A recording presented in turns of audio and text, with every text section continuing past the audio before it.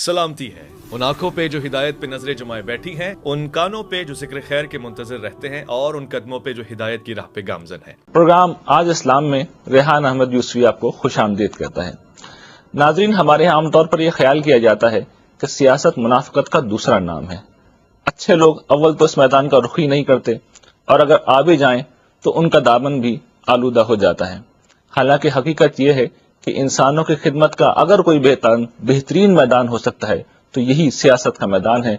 शर्त यह है कि हम उन अहकाम से वाकिफ हों जो हमारे दीन ने हमारे लिए इस हवाले से मुकर्रर किए हैं, हमारे हुक्मरान अपनी दीनी जिम्मेदारियों से वाकिफ हों और हमारे अवामुन्नास अपनी जिम्मेदारियों से आगाह हों। इस ज़मन में गुफ्तगू करने के लिए हमने आज अपने स्टूडियोज में मदऊ किया है मुमताज़ आलिम दीन, सियासी कारकुन, हुज्जतुल इस्लाम अल्लामा सैयद कमर नकवी साहब को। आप कई किताबों के मुसन्निफ हैं, बेमिसाल मुकर्रर हैं। हम आपसे गुफ्तगू करेंगे। आपके साथ तशरीफ फरमा है मुमताज रिसर्च स्कॉलर जनाब जावेद अहमद गामदी साहब। नाजरीन, हम गुफ्तगू का आगाज करते हैं, लेकिन पहले हमें लेना होगा एक शॉर्ट ब्रेक।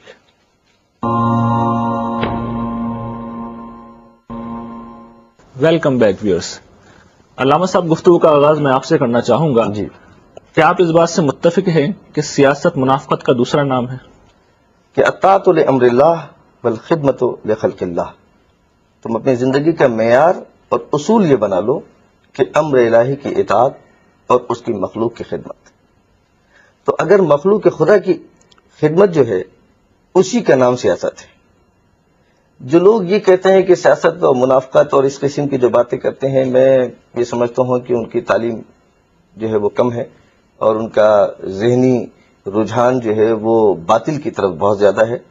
और अगर कोई सियासत के नाम पर मुनाफिकत करता है या कर रहा है तो उसको खुद सोचना चाहिए कि मैं अपने साथ, अपने आवाम के साथ, अल्लाह की मखलूक के साथ कहीं मजाक तो नहीं कर रहा, और रोज़े महशर मुझे इसका जवाब देना पड़ेगा। यानी आपके कहने का मतलब ये है कि कुछ लोग हैं जिनकी वजह से तस्वुर पैदा होता है। उसूली तौर पर तो ये कोई इस्लाम जो है वो हर उस चीज का कायल है कि जिसमें इंसान को और इंसानियत को अल्लाह के करीब किया जा सके, और सियासत के जरिए से भी, यानी उसकी मखलूक की खिदमत करना और उसके मसाइल को हल करना, इसी का नाम है सियासत और इसी का नाम है मर्द हुकूमत। ठीक है।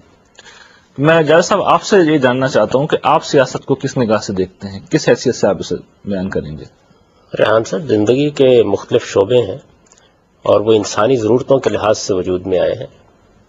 हमारी सेहत का मसला है, जाहिर है कि उसके लिहाज से तिब का इल्म वजूद में आया है। लोग तबीब की हैसियत से लोगों की खिदमत करते हैं। हमें ज़िंदगी के मुख्तलिफ मामलात में बाज़ हुनरमंदों की ज़रूरत पड़ती है, लोग वो हुनर सीखते हैं और इस तरह लोगों की खिदमत करते हैं। हमें कुछ खरीदो फरोख्त करनी होती है, बहुत से लोग बाज़ार में दुकान लगाते हैं, इस तरह हमारी खिदमत करते हैं। तो एक ताजिर, एक हुनरमंद, एक तबीब जिस तरह ये इंसानियत की खिदमत करते हैं, बिल्कुल इसी तरीके से इंसानियत की एक बड़ी ज़रूरत ये भी है कि लोगों के अंदर एक इज्तिमाई नज़्म पैदा किया जाए। उसकी वजह यह है कि इंसान को अल्लाह ताला ने इरादा भी दिया है, इख्तियार भी दिया है, और वो इसके सूए इस्तेमाल से बाज़ औक़ात फसाद पैदा कर देता है। सही।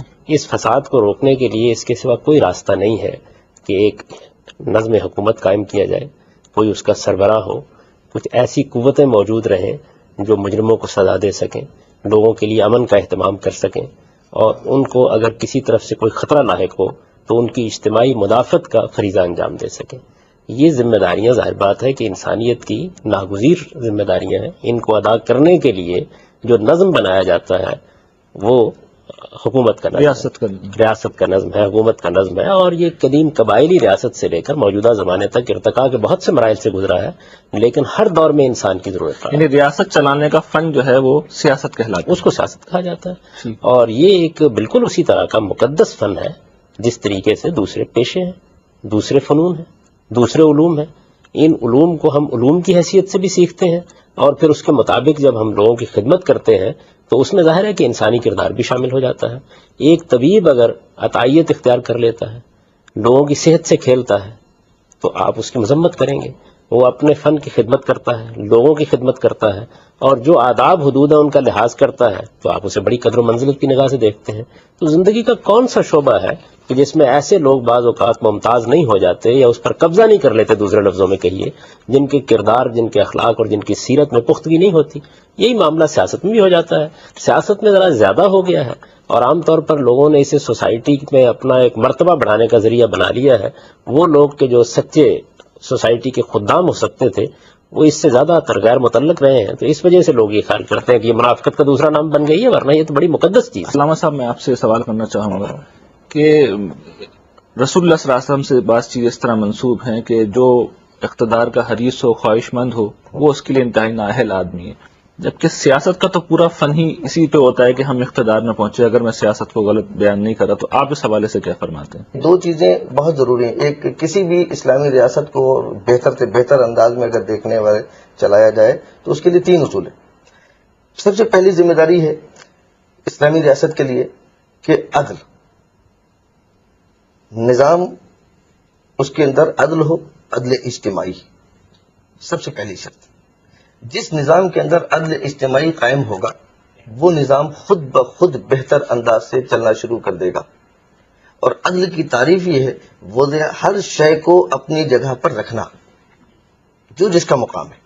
اور عدل اسی کا نام ہے، جس کا جو حق ہے وہ اس کو دیا جائے، جس کا جو مقام ہے وہ اس کو عطا ہو، جس کی جو جگہ ہو وہاں وہ رکھا جائے. تو عدل اجتماعی یہ پہلی شرط. یہ پہلی شرط. لیکن لازم یہ ہے اس عدل اجتماعی کو نافذ کون کرے گا؟ اس کے لیے ضروری ہے کہ صالح قیادت کا ہونا، متدین اہل علم افراد کا ہونا. سیاسی جماعتیں، پیور سیاسی جماعتیں ہیں، وہ یہ کہتی ہیں کہ آپ نے پہلے مرحلے پہ ہمیں جو ہے غیر صالح کر کے کہہ کے باہر کر دیا، تو ظاہر بات ہے کہ ایک بڑی آبجیکشنیبل چیز ہو جاتی ہے. تو آپ ایک عالم کے طور پہ کیا رائے ہے اس بات؟ دیکھیے، بات یہ ہے کہ کوئی کسی کو صالح یا غیر صالح کا سرٹیفکیٹ نہیں دیتا. یہ تو ایک اصول کی بات ہے جو کی جا رہی ہے. وہ اصول کی بات یہ ہے کہ جب بھی آپ یہ کہیں گے کہ فلاں ذمہ داری کو ایک شخص کو ادا کرنا ہے تو اس ذمہ داری کے لحاظ سے کچھ صفات اور اوصاف ہونے چاہیے اس میں. کیا ہم پورے ملک کا نظم و نسق ایک شخص کو سونپنے کے لیے جا رہے ہیں تو اس کی سیرت نہیں دیکھیں گے، اس کا کردار نہیں دیکھیں گے، ملک و ملت کے ساتھ اس کی وفاداری نہیں دیکھیں گے، جو کام وہ کرنے جا رہا ہے اس کے لیے اس کی اہلیت نہیں دیکھیں گے؟ یہ ساری چیزیں ہونی چاہیے. یعنی عوام کو جب کسی شخص کا انتخاب کرنا ہے تو یہ رہنمائی تو اہل علم کریں گے نا عوام کی، کہ وہ اپنے لیے قیادت کا انتخاب کرتے وقت ان اوصاف اور ان خصوصیات کو پیش نظر رکھیں جس سے ان کا نظم حکومت اعلیٰ اقدار کے مطابق چل سکے.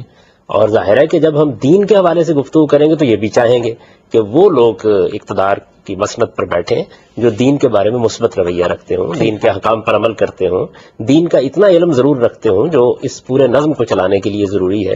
یہ ساری چیزیں وہ ہیں جو آپ کے دستور میں لکھی ہوئی ہیں، اور ان چیزوں کے بارے میں ہمارے ملک میں، پوری مسلمان امت میں ہمیشہ سے اتفاق رہا ہے. اور میں یہ کہتا ہوں کہ مسلمان امت کیا، دنیا بھر میں جہاں آپ یہ بحث کریں گے، زیر بحث مسئلہ اگر یہ ہے کہ کس کو منتخب کرنا ہے وہ ایک الگ بحث ہے، لیکن یہ کہ جب آپ اوصاف اور شرائط کی بات کریں گے تو میرا خیال یہ ہے کہ ایک یہودی بھی، ایک نصرانی بھی، ایک ہندو بھی یہ کہے گا کہ سیرت اور کردار کے لحاظ سے اچھے لوگ ہونے چاہیے، ایسے لوگ ہونے چاہیے جن پہ اعتماد کیا جا سکے، جن کے دامن پر کوئی داغ نہ ہو، جن کے قول و فعل میں کوئی تضاد نہ ہو، جو بات کہیں اس کے مطابق عمل کر کے دکھائیں. پوری قوم کی امانت ان کے سپرد کی جا رہی ہے، وہ امین ہو، خائن نہ ہو، وہ ملک کے خزانے کے امین بنائے جا رہے ہیں. ایسا نہ ہو کہ اس کو خاطی کے فارغ ہو جائے. جو میں نے علامہ صاحب سے سوال کیا تھا آگے بڑھ کے خود کہہ رہا ہے کہ میرے حوالے کرو، تو یہ تو جیسے کہ میں نے روایت بھی بیان کی کہ وہ رسول اللہ صلی اللہ علیہ وسلم نے کہا یہ سب سے بڑی نااہلیت ہے. دیکھیے بات یہ ہے، رسالت مآب صلی اللہ علیہ وسلم کے اس ارشاد میں در حقیقت لوگوں کی اخلاقی اصلاح کی گئی ہے. ایک ہے اقتدار کا حریص ہونا اور ایک ہے کسی ذمہ داری کی اہلیت محسوس کرتے ہوئے خدمت کے لیے اپنے آپ کو پیش کرنا. یہ دو الگ الگ باتیں ہیں. ہمارے ہاں بھی بعض اہل علم نے ان روایات کی بنیاد پر یہ خیال کیا کہ اچھا کوئی آدمی امیدوار کی حیثیت سے کاغذات نامزدگی داخل کرتا ہے تو اس پر اس کا اطلاق ہو جائے گا. پیغمبر ایک قانونی باتیں بیان کرتے ہیں، وہ ایک الگ چیز ہوتی ہے، اور ایک چیز یہ کہ وہ آپ کی اخلاقی اصلاح کرنا چاہتے ہیں. تو اس میں مخاطب کون ہے؟ مخاطب فرد ہے. اس سے یہ کہا گیا ہے کہ حریص نہ بنو. اگر حریص بنو گے تو اللہ تعالیٰ تمہاری مدد نہیں کرے گا بلکہ تم عملی طور پر تو ہمارے ہاں کم و بیش معاملہ حرص کا ہی ہے جس کی وجہ سے یہ ساری بحث پیدا ہو رہی ہے. لیکن وہ کہاں نہیں ہے بھائی. دیکھیے وہ تجارت میں بھی ہے، وہ معیشت میں بھی ہے، وہ زندگی کے باقی معاملات میں بھی ہے، تو اس کی اصلاح کی جائے گی نا. یعنی اس کا یہ مطلب نہیں ہے کہ آپ اس کا اطلاق اس چیز پر کر دیں کہ کوئی سیاسی جماعت نہ بنائی جائے، لوگ اپنے آپ کو امیدوار کی حیثیت سے پیش نہ کریں. یہ چیز نہیں ہے. اب تو آپ کا سول سروس کا پورا نظام ہے. آپ دیکھیے اس کے لیے ایک آدمی امتحان دیتا ہے، کامیاب ہوتا ہے، انٹرویو میں آتا ہے، پھر آپ ذمہ داریاں اس کو سونپتے ہیں. تو یہ بالکل اور چیز ہے، اور کسی منصب کا حریص ہونا ایک بالکل الگ چیز ہے۔ یہ آپ کے نزدیک یعنی خدمت کے لیے اپنے آپ کو پیش کرنا، یا یہ خیال کرنا، اگر بلایا جاتا ہے کہ کچھ لوگ بلایا جاتا ہے نا، جب آپ انتخابات کراتے ہیں تو ایسا نہیں ہوتا کہ کوئی آدمی جا کے وہاں سے چھین لینا چاہتا ہے، آپ قانون کے مطابق، دستور کے مطابق لوگوں کو موقع دیتے ہیں کہ وہ لوگ اپنے آپ کو پیش کریں جو یہ ذمہ داری پوری کر سکتے ہیں اور سیرت اور کردار کے لحاظ سے لوگوں کی بہتر رہنمائی کر سکتے ہیں۔ آدمی اپنے بارے میں ایک اعتماد محسوس کرتا ہے، وہ کہتا ہے کہ میں یہ ذمہ داری ادا کرنے کی کوشش کروں گا، اللہ سے بھی میں دعا کرتا ہوں کہ وہ میری مدد کرے اس معاملے میں۔ حریص ہونا ایک بالکل الگ چیز ہے۔ حریص آدمی سے آپ عدالت کی توقع نہیں کر سکتے، امانت کی بھی نہیں کر سکتے، امانت کی توقع بھی نہیں کر سکتے۔ اس کی طرف حضور نے توجہ دلائی ہے ٹھیک کہ جو آدمی حریص ہے اس کا، اس کو ہم یہ ذمہ داری نہیں دیں گے۔ ٹھیک ہے۔ یہ بات ہے۔ علامہ صاحب، اس میں ایک سوال اب یہ پیدا ہوتا ہے، بحث کو ہم آگے بڑھاتے ہیں، وہ یہ کہ مسلمان حکمران جو ہے اس کا انتخاب آپ کی نظر میں کس طرح ہوتا ہے اور کس طرح ہونا چاہیے؟ پیغمبر صاحب نے بڑی اچھی بات کی، اور بات حقیقت یہ ہے کہ دیکھیے میں نے عرض کیا کہ صالح قیادت کا ہونا لازم ہے، اور نظام غیر صالح کے حوالے کرنا نہ شرعن درست ہے، نہ اخلاقاً درست ہے، نہ سماجن درست ہے۔ اور حریص نہیں ہونا چاہیے، نفس امارہ کا پجاری نہیں ہونا چاہیے، اپنے نفس کے اندر جکڑا ہوا نہیں ہونا چاہیے۔ اس کے اندر بقول حضرت علی علیہ السلام کا ایک قول کہ حکومت میرے نزدیک بکری کے بہتے ہوئے نزلے سے بدتر ہے، ٹوٹی ہوئی چپل سے بدتر ہے، لیکن ہاں اگر میرے ذریعے سے عدل و انصاف قائم ہو سکے، لوگوں کو حقوق مل سکیں، معاشرے کے اندر بہتری آ سکے، اور اللہ کا قانون قرآن و سنت کی حاکمیت قائم ہو سکے، تو بے شک میں اس خدمت یہی ایکچولی ہم جاننا چاہ رہے ہیں کہ یہ اسلام کے نقطہ نظر سے یہ نظام کس طرح قائم ہوگا، کیا اس کا طریقہ کار ہے، کیا پروسیجر ہے، تاکہ پھر عوام کے سامنے ایک پکچر آ جائے کہ ہمارے ملک کا جو قانون ہے یا دیگر مسلمان ملکوں کا قانون ہے اس کے حساب سے ہے یا نہیں ہے۔ دیکھیں، قرآن تو واضح طور پر آپ کو ایک معیار دے رہا ہے کہ آپ کو انصاف قائم کرنا ہے، قرآن و سنت کی حاکمیت۔ میں سمجھتا ہوں میں اپنا سوال واضح نہیں کر رہا، میں بالکل متعین ہو کے پوچھتا ہوں کہ آپ کے خیال میں جو شخص آئے حکومت پہ زبردستی قبضہ کر لے وہ ٹھیک ہے، جمہوری طریقہ ہونا چاہیے، تو کیا اس میں سے صحیح رائے آپ کے نزدیک؟ دیکھیے، اس سلسلے میں اگر آپ بات کرنا چاہتے ہیں تو میں یہ سمجھتا ہوں کہ دو قسم ہیں۔ آپ کے کانسٹیٹیوشن کے اندر بھی، آئین پاکستان میں بھی ایک بات لکھی ہوئی ہے کہ اس ملک میں قرآن و سنت کے خلاف کوئی قانون نہیں بنے گا، یہ بات واضح ہے اور طے ہے۔ جبکہ عملی طور پر اگر آپ دیکھیں تو اس ہی ملک کے اندر آج بھی برٹش لا کے مطابق عدالتوں میں فیصلے ہو رہے ہیں، اور آج بھی یہاں بے انتہا قوانین ایسے ہیں جو قرآن و سنت سے ٹکراتے ہیں، شریعت اور محمدی سے دور ہیں۔ مسائل تو اپنی جگہ پر ہیں، اس کی وجہ کیا ہے؟ اس کی وجہ ہی یہ ہے کہ یہ قانون میں تو یہ لکھ دیا گیا کہ قرآن و سنت کے خلاف کوئی قانون نہیں بنے گا، لیکن بنانے والے قوانین جو ہیں وہ خود قرآن و سنت سے آگاہ نہیں ہیں، وہ خود قرآن و سنت سے دور ہیں۔ جو شخص حکمران ہے وہ سب چیزوں سے واقف ہے، صالح بھی ہے، اس نے بالجبر حکومت پر قبضہ کر لیا، آپ سینکشن کریں گے اسے؟ نہیں، بالجبر کا حق کسی کو نہیں ہے، اس لیے کہ اگر حق حکومت، اگر آپ ابتدائی سے دیکھیں تو حق حکومت انبیاء علیہ الصلوۃ والسلام اور آخری نبی حضرت محمد مصطفیٰ احمد مصطفیٰ صلی اللہ علیہ وسلم کا حق تھا، ٹھیک ہے، اور یہ حق ان کے ہی پاس اس لیے تھا کہ اس نظام کو جو اللہ نے عطا کیا، اس نظام کو ان سے بہتر چلانے والا کوئی کائنات میں نہ تھا، نہ ہو سکتا ہے۔ اور اس کے بعد اگر آپ ترتیب آپ دیکھیے تو اسی انداز سے وہ بات آگے لی جا سکتی ہے کہ جو نبی کے بعد مثلا قرآن کے اندر حکم آیا کہ ایک اطاعت کا حکم ہے، یا ایھا الذین آمنوا اطیعوا اللہ واطیعوا الرسول واولی الامر منکم، تو نبی کی، اللہ کی اطاعت، نبی کی اطاعت تو لازم یہ کر رہا ہے کہ نبی کی اطاعت کے بعد جس کی بھی اطاعت اللہ فرض قرار دے گا تو وہ نبی تو نہیں ہو سکتا، نہ ہوگا نبی، لیکن کم سے کم نبی کی صفات، نبی کی سیرت، نبی کے لیے، نبی معصوم ہے تو غیر معصوم کی اطاعت کا حکم اللہ نہیں دے سکتا، پھر اب وہ آئے اس کی اطاعت ہو کہ جو بھی معصوم ہو لیکن نبی نہ ہو، اور نبی تو ہوگا بھی نہیں اور نہ ہو سکتا۔ مسلمان حکمران جو ہے وہ آپ کے نزدیک کن بنیادوں پر اسے حکومت ملنی چاہیے؟ میرے نزدیک قرآن مجید نے یہ بات بالکل واضح کر دی ہے کہ مسلمانوں کا نظم اجتماعی ان کے مشورے، ان کی رائے پر مبنی ہوگا، امرہم شورا بینہم، یعنی لوگوں کو فیصلہ کرنا ہے، مسلمانوں کو فیصلہ کرنا ہے کہ کس شخص کو اقتدار دیا جائے۔ اسلام میں نظم اجتماعی کا بنیادی اصول یہی ہے کہ تمام معاملات میں یہ لوگوں کی رائے ہے جو کسی شخص کی حکومت کو جائز قرار دے گی، یہ ان کی رائے ہے جس کی بنیاد پر وہ حکومت کرے گا، یہ ان کی رائے اور ان کا مشورہ ہے جس سے محروم ہو جانے کے بعد وہ قانونی استحقاق کھو دے گا۔ یہ جو ہم اوصاف و صفات بیان کر رہے ہیں یہ عوام کے سامنے رہنے چاہیے، یعنی ان کو اپنے حکمرانوں کو منتخب کرتے ہوئے یہ دیکھنا چاہیے کہ وہ سیرت اور کردار کے لحاظ سے کیسے ہیں، دین کے ساتھ محبت کے لحاظ سے کیسے ہیں، اخلاقی اقدار کی پابندی کے لحاظ سے کیسے ہیں، یہ ان کی رہنمائی ہے، لیکن فیصلہ بہر ان کو کرنا ہے اور انہی کی تربیت کی جائے گی، انہی کی تعلیم میں بہتری پیدا کی جائے گی اگر ہم بہتر نتائج چاہتے ہیں۔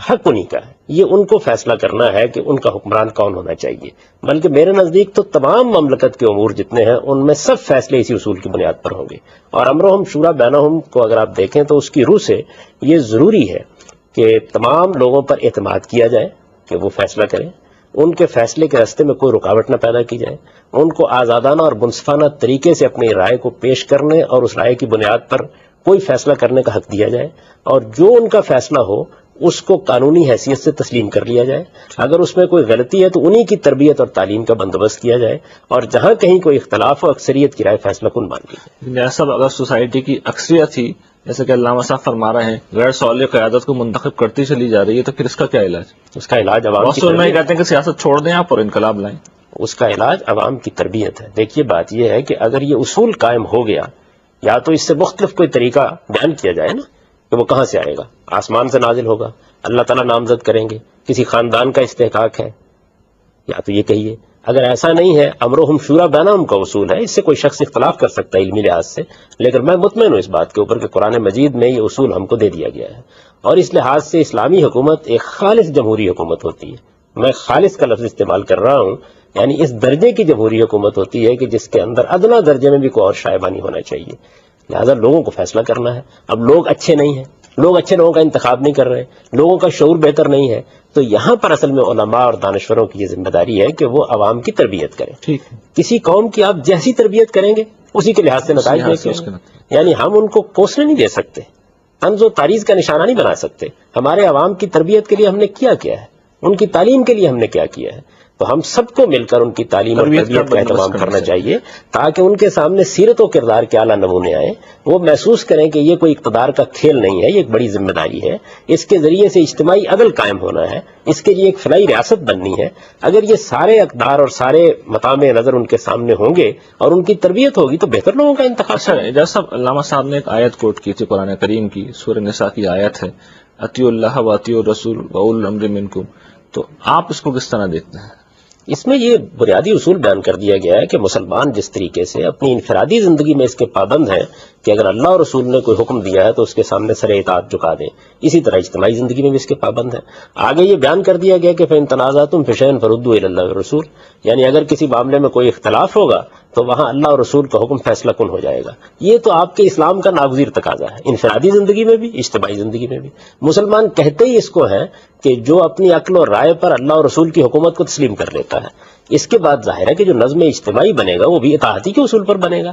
تو اگر کسی شخص کو ہم نے اپنا حکمران منتخب کیا ہے یا اس کے تحت کوئی نظم بنایا ہے تو ہم سب کو اس کی پابندی کرنی چاہیے، الا یہ کہ کوئی بات اللہ کے کسی حکم کے خلاف ہو، اس میں اصول یہ ہے کہ لا طاعت لمخلوق فی معصیت الخالق۔ لیکن جو روایات ہم دیکھتے ہیں زمن میں وہ تو یہ ہے کہ آپ اطاعت کریں جب تک کہ کفر بواح کا ارتکاب نہ ہو جائے۔ یہ بات یہ ہے کہ اطاعت کریں یہ زیر بحث نہیں ہے، آپ بغاوت کب کریں؟ یعنی اطاعت تو قانون کی جاتی ہے، برے سے برے حالات میں بھی قانون کی پابندی کی جاتی ہے، آپ بغاوت کب کریں؟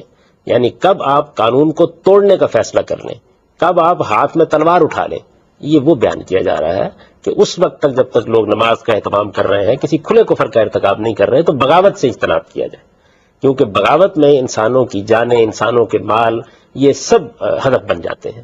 تو اس وجہ سے بغاوت کے معاملے میں لوگوں کو یہ حق نہیں دیا گیا کہ جس کا جی چاہے اٹھے اور وہ اٹھ کر ایک دن یہ کہے کہ میں سول نافرمانی کی ابتدا کر رہا ہوں۔ علامہ صاحب یہی چیز اب میں آپ سے پوچھنا چاہتا ہوں کہ یہ جو ہمارے ہاں تصور ہے کہ اطاعت کی جائے گی آخری حد تک، اور جاوید صاحب نے کہا بس بغاوت سے ریلیٹڈ، آپ ایگری کرتے ہیں اس بات سے؟ نہیں، اطاعت جو ہے وہ غیر صالح قیادت اگر ہو، اسلامی حکومت اگر نہ ہو تو ان حکمرانوں کی اطاعت شرعی طور پر واجب نہیں ہے، سوائے اس کے کہ اجتماعی قوانین کی آپ خلاف ورزی نہ کریں جس سے فساد یا فتنہ وجود میں آ جائے۔ اجتماعی عدل و انصاف کے لیے اگر آپ جو اپنا کردار پیش کر سکتے ہیں، زیادہ سے زیادہ معاشرے میں عدل قائم ہو، انصاف قائم ہو، محبت قائم ہو، اخوت ہو، قربانی ایثار کے جذبے پیدا ہوں، تو اجتماعی فساد کا اختیار کسی کو نہیں۔ بالکل جینین مسئلہ ہے اس وقت اس امت میں یہ بہت بڑے پیمانے پہ مشرق سے مغرب تک پیدا ہو چکا ہے. وہ یہ کہ اگر امام غائب تشریف لے آئے تو کس بنیاد کے اوپر ان کی امامت کو مانا جائے گا؟ یہ بنیادی سوال ہے. یعنی اس کے لیے ماخذ کیا ہوگا؟ قرآن ہوگا نا. اس کے علاوہ کوئی تیسری چیز تو ہو نہیں سکتی. سوال یہ ہے کہ وہ قرآن ہمیں کہاں سے سپورٹ کرے گا؟ جب یہ دور نبی کا گزرتا رہا اور اس کے بعد پہلی جس کو تاریخ میں دعوت ذوالعشیرہ کا نام دیا گیا اور اس کے اندر اپنے اقربا کو بلایا، خاندان کو بلایا، اصحاب کو بلایا، سب کو بلایا اور بلا کے اس کے اندر دعوت دی، اللہ کا پیغام دیا. اور اس وقت بھی یہ کہا کہ میرا ساتھ کون دے گا؟ جو میرا ساتھ دے گا میرے بعد وہ میرا جانشین ہوگا، وہ میرا بھائی ہوگا. یہ تاریخ کے مستند جملے ہیں. اور اس وقت بھی 3 مرتبہ آواز دی اور تینوں مرتبہ صرف اور صرف حضرت علیہ السلام کھڑے ہوئے. اگرچہ وہ کم سنی تھی، ان کی وہ عمر ان کی 10-11 سال تاریخوں میں ہے، وہ یہ کم سنی تھی، لیکن پھر بھی وہ کھڑے ہوئے، ان کا میں ساتھ دوں گا. ٹھیک ہے. اس وقت سے لے کر یہ پہلا موقع تھا. اور اس کے بعد جب ہجرت کرنے کے لیے گئے تو ہجرت کی رات بھی حضرت علی کو جب لٹا کر کے گئے، اور اس کے بعد غدیر خم تک جتنی آیات ہیں اس کے اندر مختلف مقام کے اوپر یہ بات موجود ہے کہ یہ اعلان کر کے گئے اور یہ اپنا فریضہ منصب ادا کر کے. کون سی آیات ہیں؟ یہ جو حکم دیا، یا ایھا الرسول بلغ ما انزل الیک من ربک فإن لم تفعل فما بلغت رسالہ. دیکھیے ہر شخص جو ہے نا اس کو تفسیر کا، تشریح کا حق ہے. ہم اپنا نقطہ نگاہ سے جو میں آپ کو پیش کر رہا ہوں.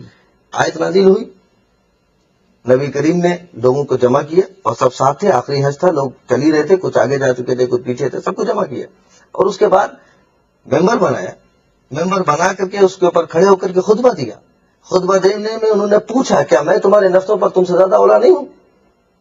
سب نے کہا یا رسول اللہ آپ ہمارے نفسوں سے زیادہ اختیار رکھتے ہیں، آپ اولا ہیں.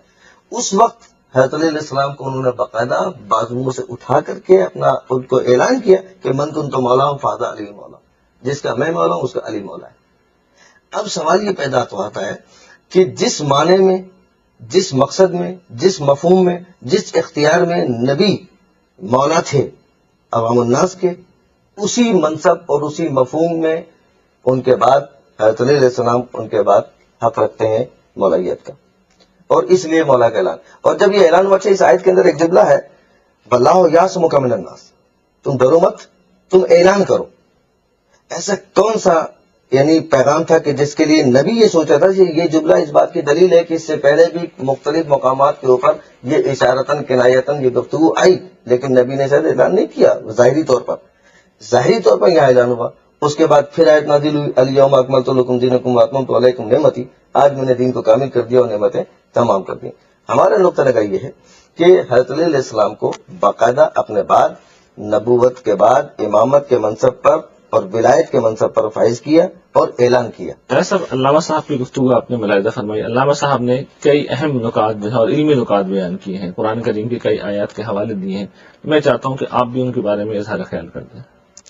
دیکھیے ویسے تو یہ جسارت ہوتی ہے، لیکن ظاہر ہے کہ آپ سوال کر رہے ہیں، انہوں نے اپنا نقطہ نظر بیان کیا ہے، تو میں بھی اپنا نقطہ نظر بیان کیا دیتا ہوں. اور میں یہ سمجھتا ہوں کہ اس کو علمی پس منظری میں دیکھنا چاہیے. اس طرح کے معاملات میں زاویہ نظر کا فرق ہوتا ہے. یہ جتنی آیات پیش فرمائی ہیں انہوں نے، ہمارے نزدیک اس کا وہ مدعا و مفہوم نہیں ہے. اطیعوا اللہ واطیعوا الرسول واولی الامر منکم فإن تنازعتم فی شیء فردوہ الی اللہ والرسول. یہ وہ موقع تھا کہ جب اگر نبی کے علاوہ بھی کسی کو کوئی حق دینا تھا تو اس کو بیان ہونا چاہیے تھا. آیت کا مفہوم یہ ہے کہ ایمان والو اللہ کی اطاعت کرو، اللہ کے پیغمبر کی اطاعت کرو، اپنے حکمرانوں کی اطاعت کرو. اب اس کے فوراً بعد یہ فرمایا ہے کہ فإن تنازعتم فی شیء فردوہ الی اللہ والرسول. اگر کسی معاملے میں کوئی اختلاف ہو جاتا ہے، باہمی نزاعات ہو جاتے ہیں، تو اس میں اللہ اور رسول کی طرف لوٹایا جائے گا. ہمارے نزدیک یہ بالکل حجت قطعی ہے کہ اللہ اور رسول ہی ہیں کہ جن کے ساتھ منازعت نہیں ہے. لیکن اول الامر سے مراد ہی تو وہی لوگ ہیں. یہ میں وہی عرض کر رہا ہوں، یعنی یہ بات قرآن نے واضح کر دی اس آیت کے ذریعے سے کہ اللہ اور اللہ کے پیغمبر کے سوا ہر ایک سے منازعت ہو سکتی ہے. ورنہ تو کہنا یہ چاہیے تھا کہ اگر اس معاملے میں کوئی اختلاف ہو جائے تو پھر تینوں کی طرف رجوع کرو. بتایا یہ گیا ہے کہ اگر اول الامر سے بھی اختلاف ہو جاتا ہے تو پھر اللہ اور رسول ہیں جن کو آخری حجت کی حیثیت حاصل ہے. تو ہم یہ سمجھتے ہیں کہ اس آیت اختلاف کا حق یہ بتا رہا ہے، اختلاف کا حق یہ بتا رہا ہے کہ کوئی اور معصوم نہیں ہے. معصومیت نبی صلی اللہ علیہ وسلم پر ختم ہو گئی. آخری حجت پیغمبر کی ذات والا صفات ہے. الہام القاء کا دروازہ، وحی کا دروازہ ان کے بعد بند ہو گیا.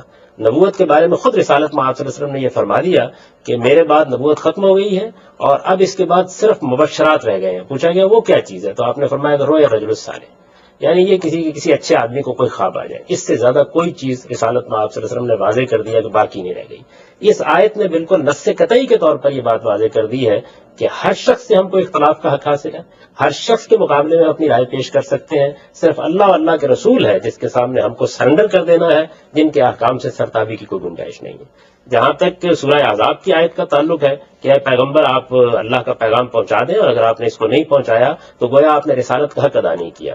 ہم یہ سمجھتے ہیں کہ یہ آیت جس جگہ آئی ہے وہاں پورا اس کا پس منظر موجود ہے۔ زید کے معاملے میں، سیدنا زید کے معاملے میں ایک بڑی نازک صورتحال پیش آ گئی تھی، نبی صلی اللہ علیہ وسلم نے ان کی شادی کرائی، وہ ظاہر ہے کہ ایک ایسی صورتحال تھی کہ جس میں اب وہ طلاق دے رہے تھے، حضور صلی اللہ علیہ وسلم کو اس کے بعد ایک اور حکم دیا جا رہا تھا، اس کا پوری تفصیل بیان کی گئی ہے، میں اس کی تفصیلات میں اس وقت نہیں جاتا۔ اس موقع کے اوپر نبی صلی اللہ علیہ وسلم کے بارے میں اوپر یہ کہا گیا ہے کہ آپ کیوں ڈر رہے تھے یہ بات کہتے ہوئے، اسی باب میں، اسی ضمن میں، اسی پس منظر میں یہ فرمایا گیا ہے کہ پیغمبر کا کام یہ ہوتا ہے کہ جو حکم اللہ تعالیٰ کی طرف سے اس کو دیا جائے وہ ادنا درجے میں لوگوں کی پرواہ کیے بغیر اس کی تبلیغ کرے، اور اگر پیغمبر یہ ذمہ داری انجام نہیں دیتا تو پھر کون انجام دے گا؟ اس کے معنی یہ ہے کہ سورہ احزاب رسالت ادا نہیں کیا۔ سورہ احزاب میں ہمارے نزدیک یہ واقعہ اس پس منظر میں ہے۔ جہاں تک آیت تطہیر کا تعلق ہے وہ تو بالکل ازواج مطہرات کے بارے میں وضاحت سے بات بیان کر رہی ہے، اور آیت تطہیر کا ہرگز یہ مطلب نہیں ہے کہ کوئی معصومیت ہو گئی ہے۔ اس کے معنی ہمارے نزدیک یہ ہے کہ پیغمبر کی بیوی ہو، تمہارے لیے کچھ خصوصی احکام دیے گئے ہیں، تمہاری ایک خاص حیثیت ہے، تمہارے گھرانے کو لوگ اسکینڈلائز کرنے کی کوشش کر رہے ہیں، تہمتیں لگا رہے ہیں، لہٰذا اللہ یہ چاہتا ہے کہ تم اپنے اوپر کچھ زائد پابندیاں قبول کرو اور زیادہ احتیاط سے کام لو تاکہ کوئی منافق تمہاری اخلاقی حیثیت کو مجروح نہ کرنے پائے۔ اللہ یہ چاہتا ہے کہ تمہیں لوگوں کی نظروں میں بھی بالکل پاک صاف رکھے۔ یہ ہمارے نزدیک ان آیات کا مفہوم ہے۔ اس کے بعد جو روایات واقعات ہیں، دیکھیے ان کے بارے میں سیدنا ابوبکر صدیق رضی اللہ عنہ سے متعلق معلوم ہے کہ حضور صلی اللہ علیہ وسلم نے ان کو آخری اپنے ایام مرض میں مصلی پر کھڑا کیا۔ اس سے بڑی کیا اور علامت ہو سکتی تھی؟ پیغمبر جس جگہ پر کھڑے ہو کر یہ سب کام کرتے تھے، لیکن ہمارے نزدیک حضور نے کسی کے بارے میں کوئی فیصلہ نہیں کیا۔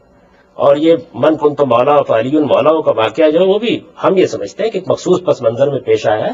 سیدنا علی رضی اللہ عنہ کے ساتھ بعض لوگوں نے کچھ غلط رویہ اختیار کیا تو اس موقع پر حضور نے لوگوں کو توجہ دلائی کہ یہ میرے عزیز ہیں اور ان کی ایک خاص حیثیت ہے، لہٰذا جو محبت تم مجھ سے رکھتے ہو ویسی محبت تم کو ان سے بھی رکھنی چاہیے۔ ہم اس کو اس معنی میں لیتے ہیں۔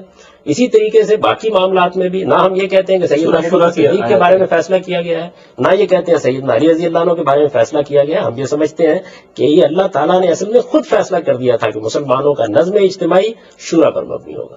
آخری حجت اللہ اور رسول ہیں، ان کے بعد امرہم شورا بینہم۔ ہمارے نزدیک اس کے یہ معنی ہو ہی نہیں سکتے۔ اس میں جو بات کہی گئی ہے وہ ہمارے نزدیک یہ ہے کہ میں تم سے کسی اجر کا مطالبہ نہیں کرتا، میں تو صرف مودت کا جو حق ہے، قرابت کی مودت کا حق ہے وہ ادا کر رہا ہوں، یعنی میری تمہاری رشتہ داری ہے اور اس رشتہ داری کا حق میں ادا کر رہا ہوں۔ رسالت میں آپ صلی اللہ علیہ وسلم کو یہ حکم دیا گیا تھا کہ وانذر عشیرتک الاقربین، سب سے پہلے آپ اپنے قریبی اعزاء کو دعوت دیجیے۔ تو آپ نے اس موقع پر کہا کہ میں تم سے کوئی اجر تو نہیں مانگ رہا۔ یہ بالکل اسی طرح کا جملہ ہے یہ آپ جس طرح یہ کہتے ہیں کہ بھائی میں تو آپ کی یہ خیر خواہی میں یہ کام کر رہا ہوں، میری آپ کا ایک تعلق ہے، دوستی ہے، رشتہ داری ہے، میں اس کی محبت کا حق ادا کر رہا ہوں، یہ جو پیغام تم کو پہنچا رہا ہوں میں تم سے کوئی معاوضہ تو نہیں مانگ رہا۔ تو ہم اس کو اس طرح لیتے ہیں۔ ہمارے نزدیک ان تمام آیات میں کسی جگہ یہ بات نہیں کہی گئی۔ اگر امامت کا کوئی منصب ہوتا تو اللہ تعالیٰ صراحت سے اس کو بیان کرتے، وضاحت کے ساتھ بتاتے کہ یہ ایک منصب ہے، ایمانیات میں شامل کرتے، اس لیے کہ جب آپ کسی کو معصوم قرار دیتے ہیں تو پھر تو اس کے معنی یہ ہے کہ آپ کو اس کو ماننا ہے۔ آپ یہ دیکھیے کہ چونکہ اللہ تعالیٰ نے حکم دیا ایمان کا اپنے اوپر، اللہ تعالیٰ نے اپنی کتابوں پر ایمان کا حکم دیا، اللہ تعالیٰ نے اپنے پیغمبروں پر کتاب کا حکم دیا، اللہ تعالیٰ نے آخرت پر ایمان کا حکم دیا، تو ایمانیت متعین کر دی، بتا دیے۔ لہٰذا نبیوں کے بارے میں، فرشتوں کے بارے میں تو یہ کہا کہ ان پر ایمان لاؤ۔ اگر ائمہ کا بھی کوئی منصب ایسا ہوتا کہ جس کو ماننا ناگزیر ہوتا تو اللہ تعالیٰ اس کو بیان کر دیتے۔ قرآن بالکل واضح ہے، بلسان عربی مبین ہے، وہ اپنی باتیں قطعیت سے بیان کرتا ہے، کوئی چیز تان نہیں ہے، کسی خارجی چیز کو اس پر حکومت کا حق نہیں ہے، وہ اپنی بات واضح طریقے پہ بیان کر رہا ہے اور یہ کہہ رہا ہے کہ نبوت ختم ہو گئی، اب کسی کو استحقاق نہیں ہے کہ وہ اپنی عصمت کا دعویٰ کرے، صرف ایک ہی چیز باقی رہ گئی ہے اور وہ آپ کے پاس قرآن و سنت ہے۔ خود حضور نے اعلان کر دیا کہ میں تمہارے درمیان اللہ کی کتاب چھوڑ کر جا رہا ہوں، پیغمبر کی سنت چھوڑ کر جا رہا ہوں، اس کو پکڑے رکھو گے تو کبھی گمراہ نہیں ہوگے۔ ہمارے پاس وہ موجود ہے اور نبوت کے خاتمے کے بعد اب کسی اور چیز کی ضرورت باقی نہیں رہے گی، باقی سب کچھ اب امرہم شورا بینہم، مسلمانوں کے نظم اجتماعی کو ہم نے لوگوں کی رائے پر چلانا ہے، ان کو فیصلے کرنے ہیں، ہم نے ان کی اصلاح کرنی، یہ ہمارا نقطہ نظر ہے۔ تو ان کا نقطہ نظر اس سے مختلف ہے ظاہر ہے، اور اس میں اختلاف کا مطلب یہ نہیں ہے کہ ہم کسی کی تقلید یا تردید کر رہے ہیں، بس اپنا نقطہ نظر میں نے بھی بیان کر دیا، انہوں نے بھی بیان کر دیا۔ امت میں ایک شور مچا ہوا ہے جی امام مہدی کی تشریف آوری کا، ایک شور مچا ہوا ہے، ٹھیک ہے. اور اس کے بعد تو یہ مسئلہ لازماً اٹھنا ہی اٹھنا ہے، یعنی اس پہ تو دیر از نو وے آؤٹ. تو بہتر ہے کہ اپنی قوم کو ابھی سے تیار کر لیا حضرت جائے. جابر ابن عبداللہ الانصاری سے خود نبی کریم صلی اللہ علیہ وسلم ان 12 ائمہ کا نام بھی لے کر گئے. اچھا دیکھیے، قرآن ایک اجمال ہے، اس کی تفسیر، اس کی تشریح جو ہے وہ خود نبی کریم صلی اللہ علیہ وسلم کی ذات ہے. ان کا کردار، ان کا قول، ان کا فعل، یہ خود ایک حجت ہے. ٹھیک ہے. بہت سی چیزیں ایسی ہیں جو قرآن کے اندر اجمالاً تو حکم ہے لیکن مفصلاً نہیں ہے. خود نماز حکم ہے نماز کا، لیکن تعداد نماز کیسے پڑھنی ہے، کیسے نہیں پڑھنی، کہاں ہے قرآن میں؟ حکم ہے اقیموا الصلاۃ، حکم ہے سجدہ کرو، حکم ہے رکوع کرو، حکم ہے قرات کرو، ٹھیک، لیکن کہاں لکھا ہے کہ کیسے کرو اور کیوں کرو اور کتنا کرو؟ ایسا بڑا ویلڈ پوائنٹ ہے. ایک منٹ، بنیادی ارکان میں سے ہے. ٹھیک ہے. اسی طریقے سے زکوٰۃ، زکوٰۃ کا حکم ہے 2 زکوٰۃ، نصاب زکوٰۃ کا کوئی عبادت بھی نہیں ہے بلکہ جی، ٹھیک ہے. کوئی عبادت تو نہیں ہے. اس طرح سے اجمال نہیں ہے، اجمالاً حکم قرآن اجمال دیتا ہے. بہت سارے احکامات ایسے ہیں جس کی تشریح اور لیکن اس میں سوال یہ بات ہوتا ہے علامہ صاحب کہ یہ عبادات کا نہیں ایمانیت کا مسئلہ ہے. جی، ایمانیات میں تو قرآن اجمال نہیں کرتا. نہیں دیکھیں، ہمارے یہاں ایک مسئلہ میں مثلا تقلید کا مسئلہ ہے، اس میں ہم واضح کہتے ہیں کہ اصول دین میں تقلید حرام ہے. ہم اصول دین میں قطعاً تقلید جائز نہیں سمجھتے. فروع دین کے اندر وہ 3 شرائط ہیں، یا تو خود مجتہد ہو یا احتیاط پر عمل کر سکے، اور اگر ان دونوں پر نہیں کرتا تو اس پر تقلید لازم ہے. لیکن فروع دین میں یعنی احکامات کے اندر، فقہ کے اندر وغیرہ وغیرہ. اصول دین جو ہے ہمارے اور اہل سنت والجماعت کے نزدیک صرف چھوٹا سا ایک مسئلہ ہے کہ ہم اصول دین میں 5 چیزیں رکھتے ہیں: توحید، عدل، نبوت، امامت، قیامت. ٹھیک ہے. جبکہ ہمارے برادران کے ہیں توحید، نبوت، قیامت. یہ بیسک بنیادی چیز ہے. لیکن اس میں کوئی بہت بڑا ایسا اختلاف نہیں ہے. یہ ایک علمی مباحث ہیں کہ جس کو ہم بڑے آسان طریقے سے سمجھ بھی سکتے ہیں اور سمجھا بھی سکتے ہیں. ٹھیک ہے. مورد نظام نہیں بنانا چاہیے، نہ یہ مسائل عوام کے اندر جانے چاہیے. یہ تو بالکل آپ نے صحیح فرمایا ہے کہ یہ چیزیں مورد نظام بننی بھی. ہمیں اصل میں کرنا کیا ہے جو ہمارے پیش نظر ہے وہ یہ کہ سوسائٹی کو ایجوکیٹ کریں، بجائے اس سے کہ عوامی قسم کے لوگ یہ کام کریں اور وہ عوام الناس کو ایک دوسرے سے لڑائیں بھڑکائیں اور ہمارے پرسر بیکار کر دیں. اچھے اہل علمی انداز میں ان معاملات کو گفتگو کریں اور یہ بتائیں کہ یہ اصل میں ایک خاص سطح کا مسئلہ ہے اور یہ اس میں کوئی لڑنے جھگڑنے کی بات نہیں ہے. اس میں کوئی یہ بنیادی بات ہے. ایک حجت ہے مثال کے طور پر بعض وہ روایات جو تواتر کے ساتھ نقل ہے، تمام کتابوں میں موجود ہیں. خود ہمارے برادران اہل سنت کے موجود ہیں، ہمارے یہاں موجود ہیں، سائنستا کے اندر موجود ہیں، ابن ماجہ میں موجود ہیں، بہت ساری کتابوں کے اندر وہ احادیث کو جمع کر لیا جائے جو متفق علیہ ہے. ٹھیک ہے. مثال ٹھیک ہے، کہیں الفاظ کا فرق ہے، لفظوں کا فرق ہے، کہیں کچھ لفظ استعمال ہوا، کہیں کچھ لفظ استعمال ہوا، لیکن مفہوم ایک ہی سمجھا جاتا ہے. اب سب سے زیادہ محکم مثلا حدیث کی انی تارکم فیکم الثقلین کتاب اللہ و ایت اہل بیت ما ان تمسکتم بہما لن تضلوا بعدی. ابن ماجہ کی غالب. ٹھیک ہے. بہت ساری جگہ پر موجود ہے اور 500 راوی اس حدیث کو نقل کرنے کے لیے موجود ہیں اور مختلف جگہ پر.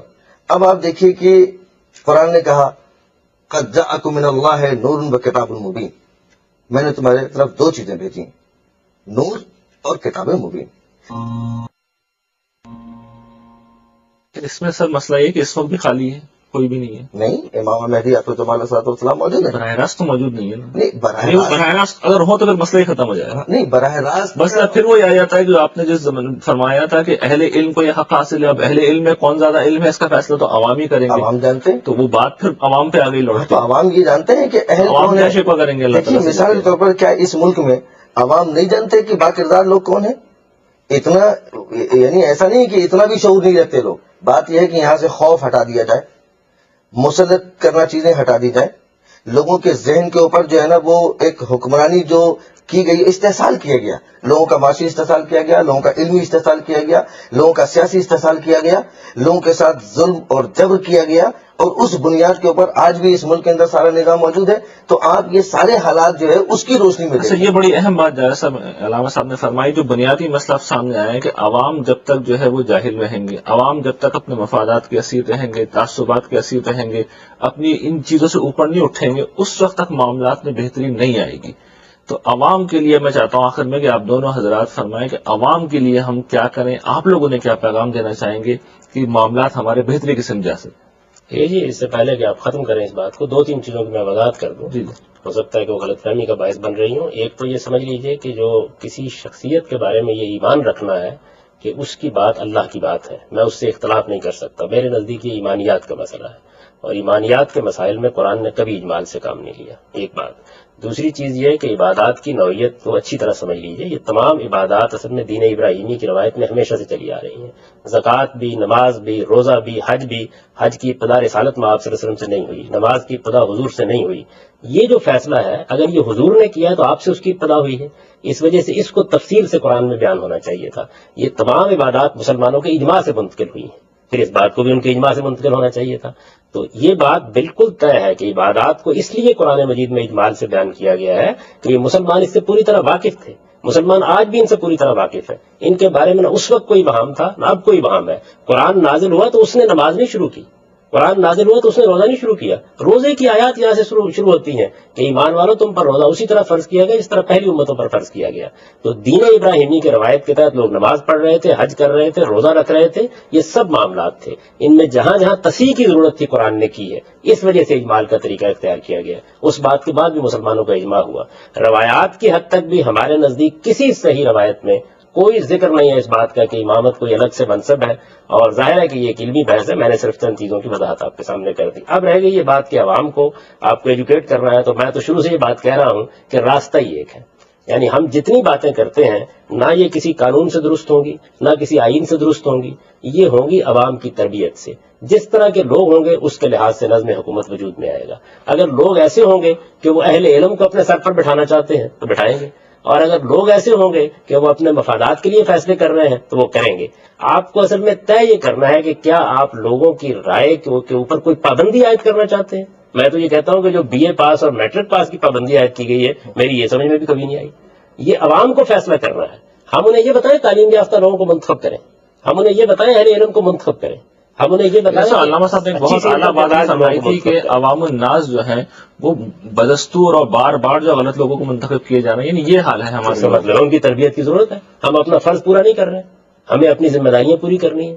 اہل سنت کے علماء ہو، اہل شریعت کے علماء ہو، سب مل کے یہ ذمہ داری. غلط لوگوں کو ووٹ دیتے ہیں جانتے بوجھتے، کیا اند اللہ وہ مسئول ہوں گے، جواب دہ ہوں گے؟ اس میں کیا شک ہے؟ یعنی جب لوگوں کو ووٹ دینے کے لیے کہا جاتا ہے تو اصل میں وہ ایک بڑی ذمہ داری ادا کرتے ہیں. وہ گواہی دیتے ہیں اس بات کی کہ میں یہ سمجھتا ہوں کہ یہ آدمی اس منصب کا ہے. یہ جھوٹی گواہی ہوگی اور ظاہر ہے کہ یہ ایک بالکل ہی یعنی مجرمانہ اقدام ہوگا. تو لوگوں کی تربیت کرنی چاہیے. دیکھیے اختلاف کہاں ہو رہا ہے؟ اختلاف یہاں سے ہو رہا ہے کہ کیا آپ عوام کی رائے کو پابند کر دیں گے اس بات کا کہ ان شرائط کے لوگوں کو منتخب کریں، یا آپ ان کو اس کا موقع دیں گے کہ وہ انتخاب تو خود کریں جس کا بھی کرنا چاہتے ہیں، لیکن ان کے سامنے اوصاف رکھے جائیں، ان کے سامنے سیرت رکھی جائے، ان کے سامنے کردار رکھا جائے، ان کو ایجوکیٹ کیا جائے. ٹھیک. میں یہ سمجھتا ہوں کہ ہمیں یہ دوسرا راستہ اختیار کرنا ہے. علامہ صاحب، آپ عوام کو ایجوکیشن کا کیا طریقہ بیان کریں گے کہ جو آپ نے بالکل بجا مسئلہ فرمایا کہ عوام ہم دیکھ رہے ہیں بار بار غلط لوگوں کو انتخاب کیے جا رہے ہیں، تو کیا صحیح راستہ ہے عوام کے سامنے اور کیا طریقہ ہے ان کی اصلاح کا؟ دیکھیے، میں نے ایک جملہ آپ سے عرض کیا ہے کہ دونوں چیزوں کو ملوز خاطر رکھنا پڑے گا. جمہوریت اپنی جگہ پر، الہی حکومت اپنی جگہ پر. ٹھیک. لازم نہیں ہے، ضرور نہیں ہے کہ الہی حکومت. علامہ صاحب آپ کا بہت بہت شکریہ. جاوید صاحب آپ کا بھی بہت ممنون ہوں، آپ تشریف لائے. آپ لوگوں کے آنے سے ہم نے بہت سی باتیں سیکھی اور یقین یہ ہے کہ ہمارے ناظرین نے بھی بہت سی باتیں سیکھی ہوں گی. جو سب سے اہم بات میرے نزدیک سیکھنے والی ہے آج کے پروگرام میں وہ یہ کہ ہماری اور آپ کی تقدیر ہمارے اپنے ہاتھ میں ہے. اگر ہم اچھے لوگوں کو منتخب کریں گے تو ہم اپنے حق میں بہتری کریں گے، اور برے لوگوں کا اگر ہم انتخاب کرتے ہیں تو پھر یہ ہم اپنے حق میں ہی برائی کریں گے. اب اپنے میزبان ریحان احمد یوسفی اور آج اسلام کی ٹیم کو اجازت دیجیے. اللہ نگہبان.